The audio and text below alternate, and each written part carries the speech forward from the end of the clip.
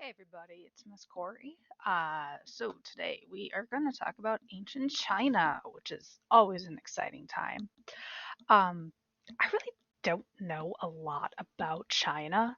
That is like one of my weakest points in history. So a lot of this content I learned with you, which is kind of fun, right? All right. So, learning targets. Students can describe the development of civilizations in East Asia. Today we're going to focus on China. We'll also focus on Mongolia and Japan later on. Analyze the emergence, development, and impact of philosophies of this era, and that's going to be Confucianism.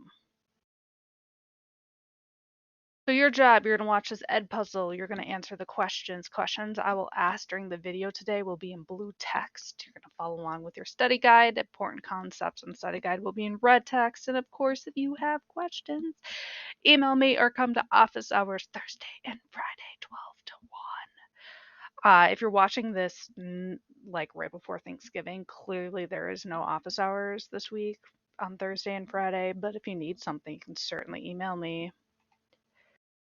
All right, so prepare yourself. We are going to fly through 2,220 years of history in about 30 minutes.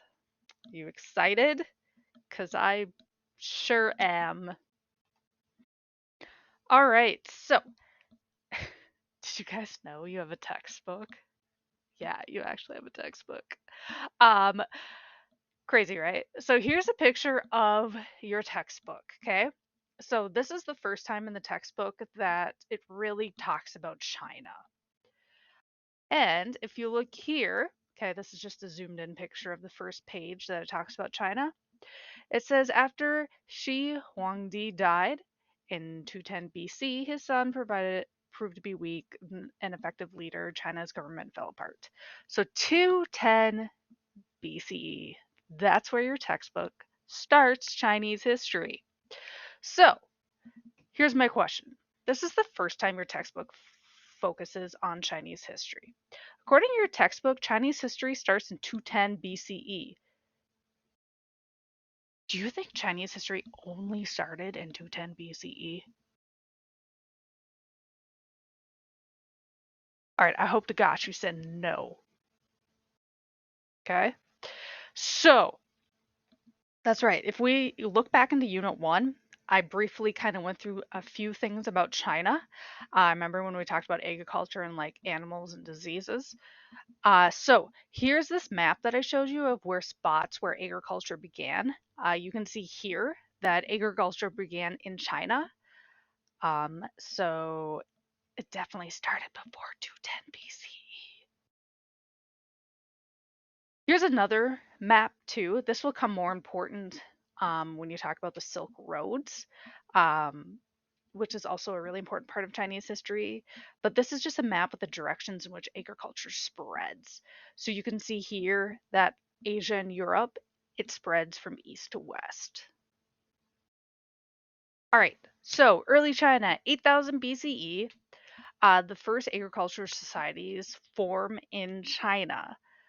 So China has a really diverse landscape. It has a lot of land barriers from Western Asia and Europe. Just because it has these land barriers does not mean it was isolated. Okay. So, like during the Roman period, there was lots of trade between Rome and China. So, to the west, there were tall Tian and Takla mountains. In the north, there's something called the Gobi Desert. And to the east, there's the Pacific Ocean. So, again, there's a lot of land barriers, but the Chinese traders do overcome those and they trade with the West.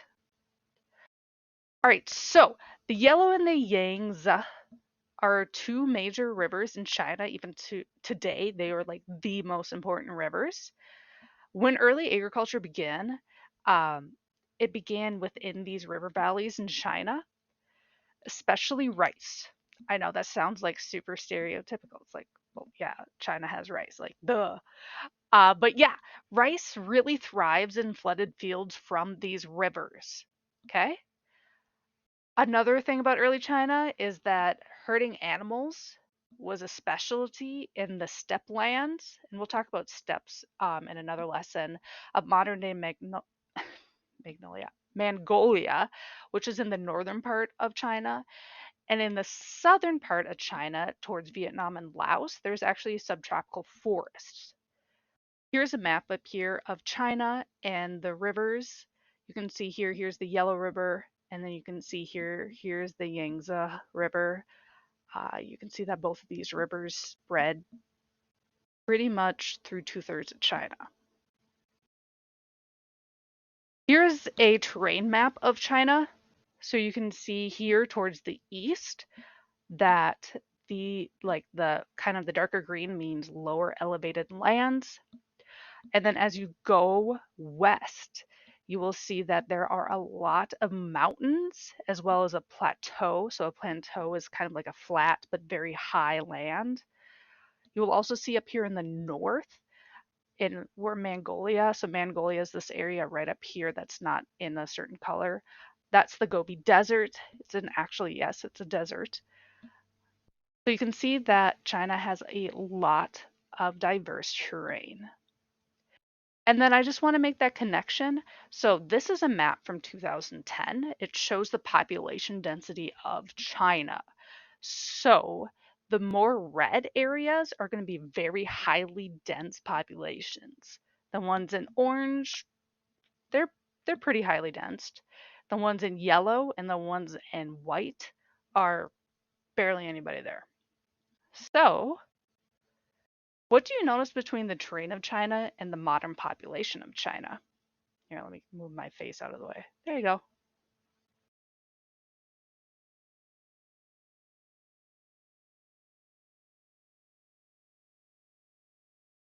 Yes.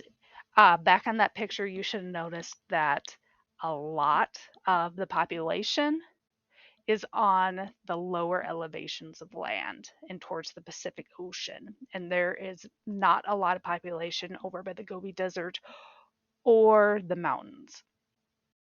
All right, so for today, we're going to talk about the Shang period, we're going to talk about the Zhou period, and we're going to talk about the Han Dynasty. Oh, yeah, these are terracotta warriors. We'll talk about them later. All right, so here's a map of the Shang dynasty and the Zhou dynasty. So we're going to talk about that Shang dynasty first, and you can see on this map here, it is this kind of outlined in gray. Okay, so not the blue stuff, just the gray right now that we're looking at. So you can kind of see it's in kind of central, a little bit of northern part of China.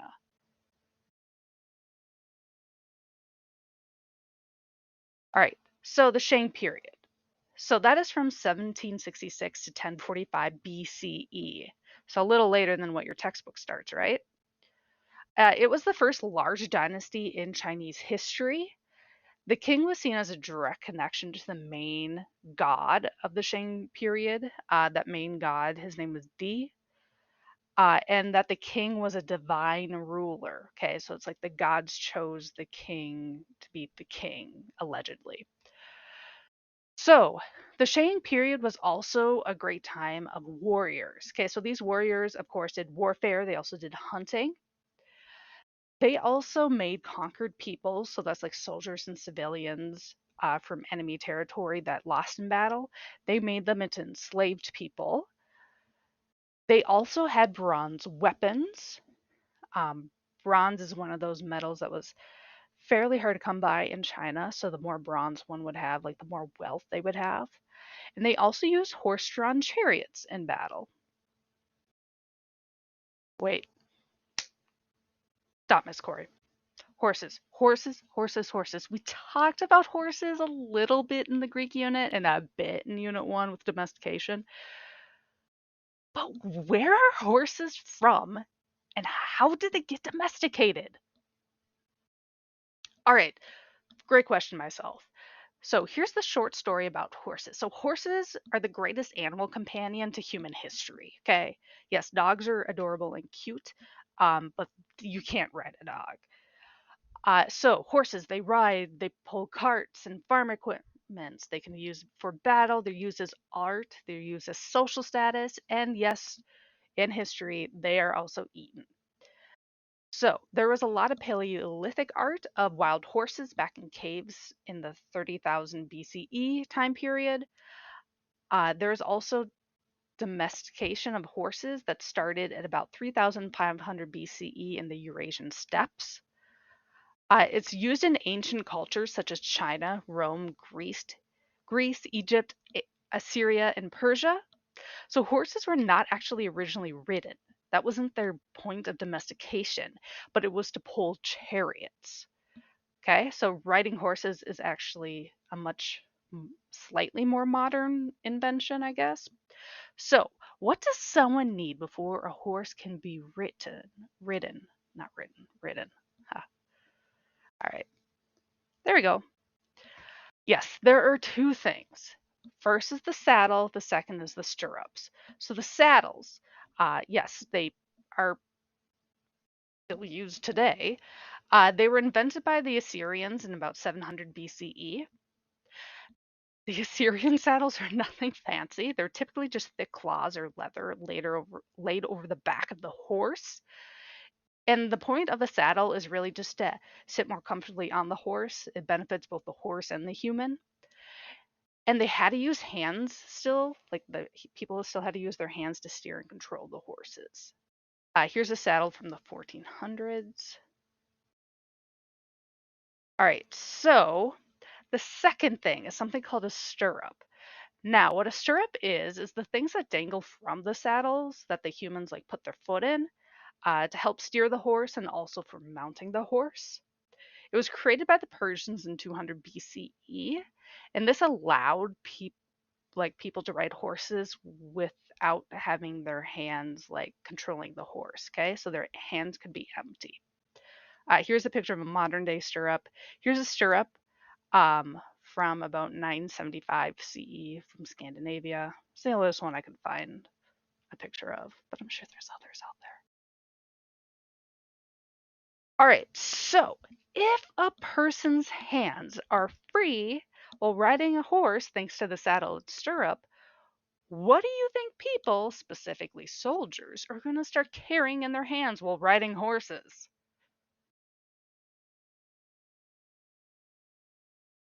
Weapons. Yes, they are going to start carrying weapons. No more need for a chariot because now they have horses.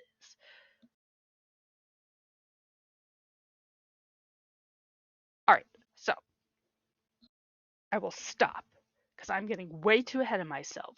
Okay, so we are talking about the Shang period still, and that's again about 1766 to 1045 BCE. And the saddle wasn't even invented until 700 BCE in Assyria, and the stirrups weren't invented until 200 BCE in Persia. So, did the Shang soldiers even have saddles and stirrups?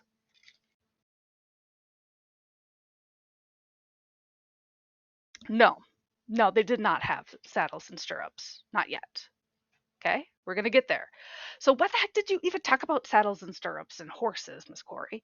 Well, it's because later on in this unit, we're gonna talk about the Mongols, and horses are super duper uber important to the Mongols. So I just kind of wanted to like get it out of the way so we can, start right back up with the Mongols a little bit later. Okay, back to the Shang period. All right, so how do historians know about the Shang period? So the Shang period is a little tricky. Their cities are really poorly preserved. Most of that is because of the Chinese climate. Remember, this is kind of like in central, a little bit into the northern part of China, so the climate's a lot more harsher. The buildings were not made of stone; they were made of wood, which of course decays. The city is surrounded by a wall made of hardened dirt, so over time that dirt will get brittle and blow away. Oh, here's a cute little jade carving of a water buffalo. So, how do historians know about the Shang period? Um, Paper. That was not invented until 105 CE. But documents were still written, but they were written on animal bones. There's also other valuable objects that have turned up in graves such as metals, bones, ivory, shells, musical instruments, jewelry, and bronze weapons. Here's a few examples here. Here's a jade pendant. Here's one of the oracle bones, so one of the bones that has ancient Chinese writing on it. And then here's a handle uh, for like a knife, and it's made out of jade. All right, so we are going to go now into the Zhou period. So I just wanted to show you this map. So we talked about the Shang dynasty, which was in this kind of this gray outline area. Now we're going to talk about the Zhou dynasty, which is going to be in this darker blue. And then later on, it will also include this lighter blue area. So definitely expanding. So the Zhou period, yes, it's pronounced Zhou. That was from 1045 to 221 BCE. So the Zhou overthrew the Shang dynasty in 1045 BCE. It's unknown exactly where the Zhou like people came from. It is the longest dynasty in all of Chinese history. So the first king, his name was Wu, and he overthrew the Zhou because they were not honoring the gods and ancestors properly. That was his excuse for conquering them. I'm sure there was other reasons too, to be honest. Here's a picture of the Wu king. All right, so King Wu, one of the big things he did is he created something called the Mandate of Heaven. Um, so he claimed that the gods decided who was the king. So if there was a flood, a famine, an invasion, or other natural disaster, it was a sign from the gods that the king failed and a new one needed to take his place. Otherwise, kingship was typically passed down through the family, if no crazy natural disasters happened, of course. All right, other things about the Zhou period. So the most memorable person in the Zhou period is this dude. He's a philosopher. His name is Confucius. Confucius. Yes, Confucius. Have you ever heard of Confucius or his teaching philosophies of Confucianism?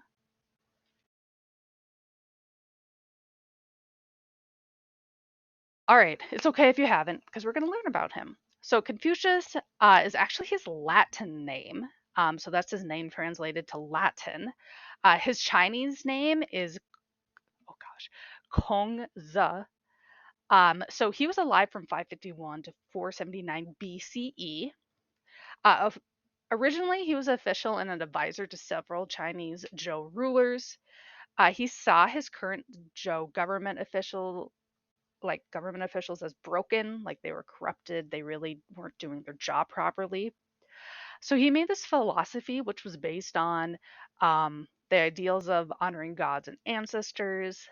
Family members had their own duties in a family, and to also guide people to be in harmony, aka like non-violent with each other. All right, now we're going to watch a TED Ed video on him.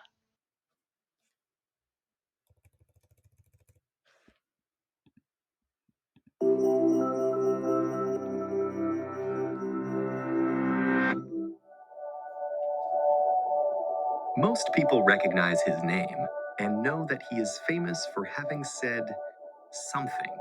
But considering the long lasting impact his teachings have had on the world, very few people know who Confucius really was, what he really said, and why. Amid the chaos of 6th century BCE China, where warring states fought endlessly among themselves for supremacy, and rulers were frequently assassinated, sometimes by their own relatives, Confucius exemplified benevolence and integrity, and through his teaching became one of China's greatest philosophers. Born to a nobleman but raised in poverty from a very young age following the untimely death of his father, Confucius developed what would become a lifelong sympathy for the suffering of the common people. Barely supporting his mother and disabled brother as a herder, an account keeper at a granary, and with other odd jobs, it was only with the help of a wealthy friend that Confucius was able to study at the Royal Archives, where his worldview would be formed. Though the ancient texts there were regarded by some as irrelevant relics of the past, Confucius was inspired by them. Through study and reflection, Confucius came to believe that human character is formed in the family and by education in ritual, literature, and history. A person cultivated in this way works to help others, guiding them by moral inspiration rather than brute force. To put his philosophy into practice, Confucius became an advisor to the ruler of his home state of Lu. But after another state sent Lu's ruler a troop of dancing girls as a present, and the ruler ignored his duties while enjoying the girls in private, Confucius resigned in disgust. He then spent the next few years traveling from state to state, trying to find a worthy ruler to serve, while holding fast to his principles. It wasn't easy. In accordance with his philosophy, and contrary to the practice of the time, Confucius dissuaded rulers from relying on harsh punishments and military power to govern their lands, because he believed that a good ruler inspires others to spontaneously follow him by virtue of his ethical charisma. Confucius also believed that because the love and respect we learn in the family are fundamental to all other virtues, personal duties to family sometimes supersede obligations to the state. So when one duke bragged that his subjects were so upright that a son testified against his own father when his father stole a sheep, Confucius informed the duke that genuinely upright fathers and sons protected one another. During his travels, Confucius almost starved. He was briefly imprisoned, and his life was threatened at several points. But he was not bitter. Confucius had faith that heaven had a plan for the world, and he taught that a virtuous person could always find joy in learning and music. Failing to find the ruler he sought, Confucius returned to Lu and became a teacher and philosopher so influential that he helped shape Chinese culture, and we recognize his name worldwide, even today. For the disciples of Confucius, he was the living embodiment of a sage who leads others through his virtue, and they recorded his sayings, which eventually were edited into a book we know in English as the Analects. Today, millions of people worldwide adhere to the principles of Confucianism, and though the precise meaning of his words has been debated for millennia, when asked to summarize his teachings in a single phrase, Confucius himself said, "Do not inflict upon others that which you yourself would not want." 2,500 years later, it's still sage advice.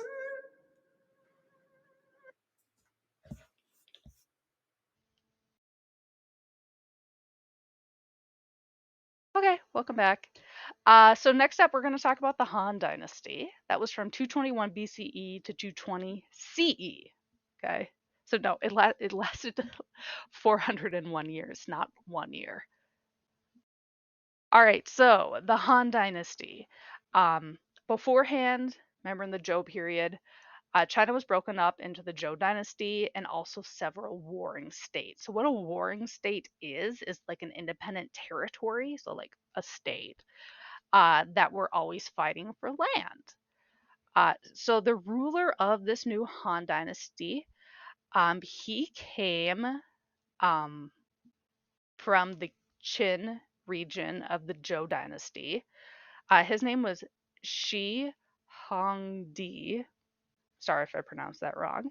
And he conquered the warring states and the Zhou Dynasty. Okay, so he just like took it all.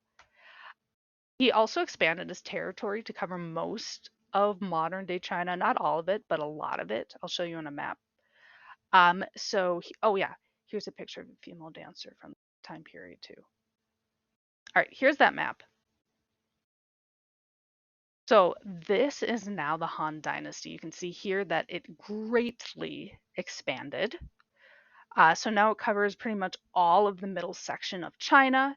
It stretches up to Korea, and then it goes all the way over here, reaching parts of Western Asia.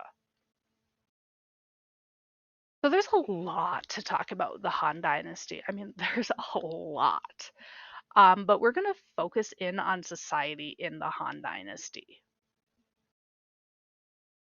So in 2 CE, the Chinese government conveniently actually took a census. Okay, so we still take census today in the United States. They took one too.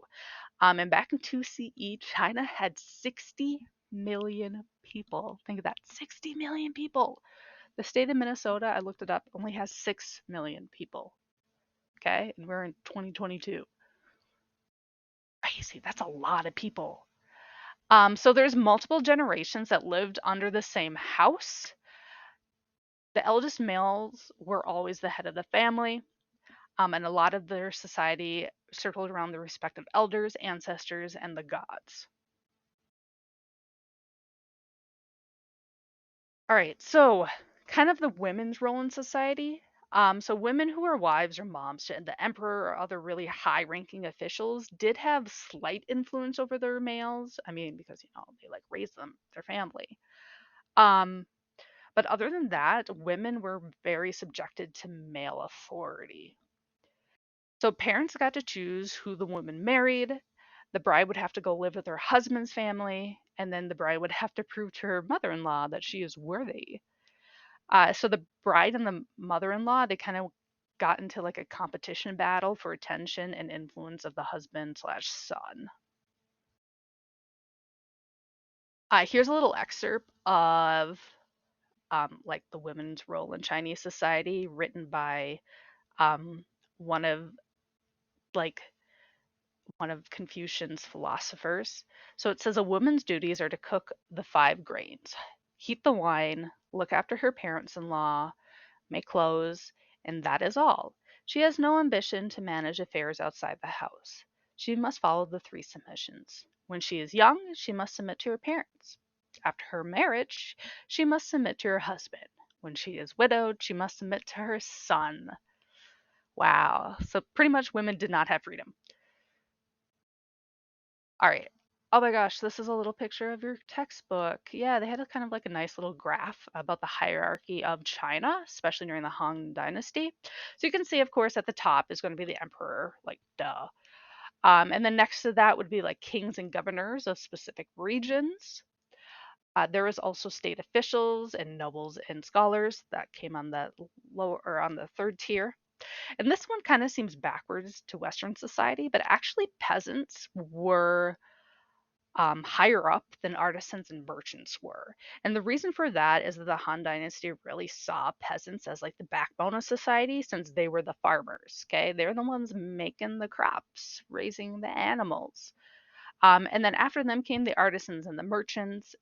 Below them were the soldiers. And then finally, at the very, very bottom, were the enslaved people. All right, Miss Corey, what about the other super duper cool Chinese inventions? Okay, so there's gunpowder, Chinese compass, porcelain pottery, ancient Chinese mathematics, and the abacus. There's silk.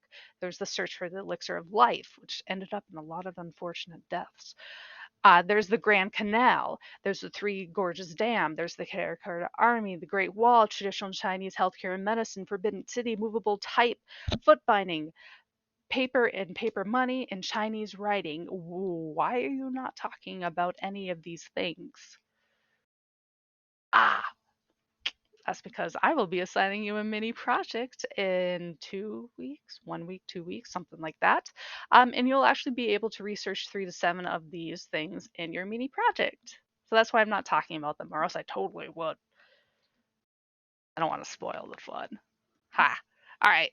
So, wrap up. We talked about Chinese geography. We talked about the Shang period, like horses and saddles and stirrups, which were not invented in the Shang period, but I just had to throw that in there. I'm sorry if I confused anybody.